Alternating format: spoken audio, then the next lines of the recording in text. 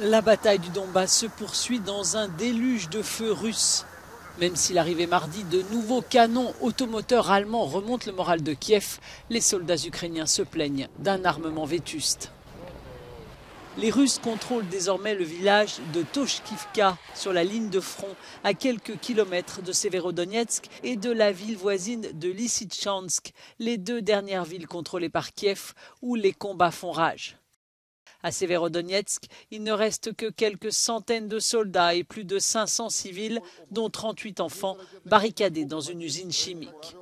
Le ministère de la Défense russe déclare avoir frappé plus de 250 cibles militaires ukrainiennes, dont des dépôts de munitions et un terminal de carburant. Ici en Russie, les pompiers éteignent un incendie dans une raffinerie de pétrole, tout près de la frontière avec l'Ukraine. Il pourrait s'agir de l'attaque d'un drone ukrainien, mais les autorités russes ne donnent pas plus de détails. Pas grand-chose non plus sur l'attaque ukrainienne repoussée par les troupes russes sur l'île des Serpents. La Russie s'est emparée dans les premiers jours de la guerre de ce territoire stratégique.